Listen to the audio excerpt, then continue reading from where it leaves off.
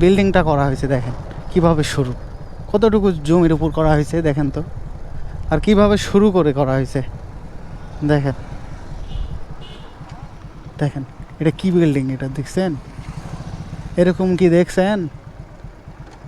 মানে এটা হচ্ছে বাংলাদেশের ইঞ্জিনিয়ারের কাজ। এই তো দেখছেন, এটা কোন জায়গা বলেন দেখি আপনারা? এটা হচ্ছে ধামুর যাইতে যে বিজিবি ক্যাম্প আছে সেটা, শাপলা লেক করা হয়েছে। এখন শীতের কারণে নাকি জানি না, তো শাপলা অনেক কম। তো এই যে এখন দেখা যাচ্ছে শাপলা, আপনারা ক্যামেরার ভিডিওতে কতটুকু দেখতে পাচ্ছেন জানি না। এই যে দেখেন লাল শাপলা, রেড শাপলা, যে হাজারো রক্তের বিনিময়ে আমাদের দেশটা স্বাধীন করা হয়েছে তারই একটা প্রতীক। এই যে রেড শাপলা, আর এটা অবস্থিত যে বিজিবি ক্যাম্পের সাইডেই, যে শাপলা লেক, পত্নীতলা ব্যাটালিয়াম 2 নম্বর গেট এটা। তো আপনাদের তো দেখালাম, আপনারা যদি দেখে থাকেন তাহলে অবশ্যই কমেন্ট বক্সে বলবেন বাংলাদেশের ইঞ্জিনিয়ার কতটা তীক্ষ্ণ হলে এই কাজগুলো করতে পারে। দেখেন সেটারই একটা প্রতীক, সেটারই একটা ট্যাগ আপনাদের দেখাবো, যেটা এখানে লাগাইছে। দেখেন কতটুকু জমির উপর, যে দেখেন কিভাবে এই বিল্ডিংটা করা হয়েছে, দেখেন কিভাবে শুরু, কতটুকু জমির উপর করা হয়েছে দেখেন তো, আর কিভাবে শুরু করে করা হয়েছে দেখেন। দেখেন এটা কি বিল্ডিং, এটা দেখছেন? এরকম কি দেখছেন? মানে এটা হচ্ছে বাংলাদেশের ইঞ্জিনিয়ারের কাজ। দেখেন যদিও বা এটা সম্পন্ন হয়নি, কতটুকু জমির উপর কিভাবে কোলাবোরেশন করে বিল্ডিংটা করা হয়েছে। দেখেন কত বুদ্ধি খাটায়, কত ব্রেন খাটায় এটা করা হয়েছে।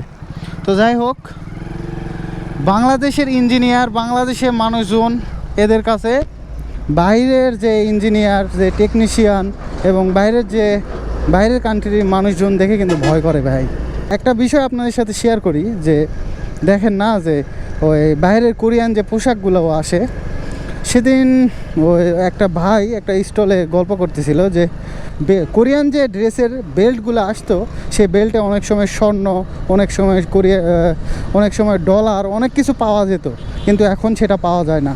আমি আবার বললাম ভাই পাওয়া যায় না কেন? করছে কি, এই যে বাঙালি ঢুকে পড়ছে সব দেশে, করে কি জানেন? এই বাঙালি যারা আছে তারা গিয়ে তো কোরিয়ান বা বিভিন্ন ইউএস কান্ট্রির যে পোশাকের বেল্টগুলো, ওরা তো কিছুই করে না, যে যেটা হইলো না সেটা বাদ, ওটা দিয়ে দেয়। অনেকে আছে বাসায় পরে থাকে কিন্তু ওইটা আর পরে না, ওটা হয় কি যারা সেকেন্ড হ্যান্ড কিনে তাদেরকে সেল করে দেয়।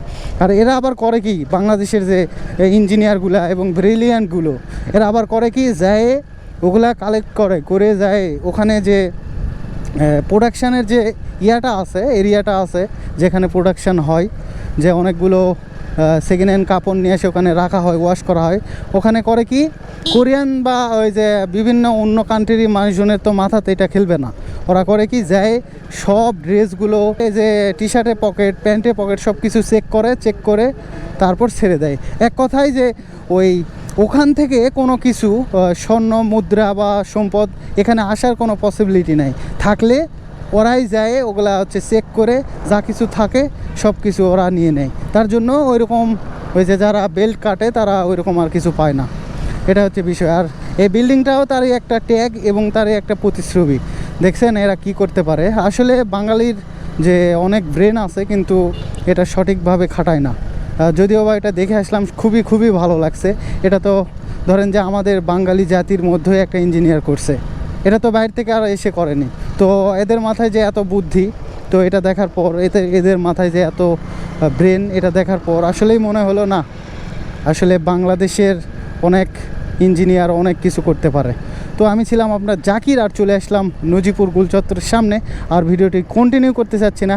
তো আমার ভিডিও যেখান থেকে দেখুন, সবার জন্য সুস্বাস্থ্য কামনা করছি। সবাই ভালো থাকবেন, সুস্থ থাকবেন। আল্লাহ হাফিজ।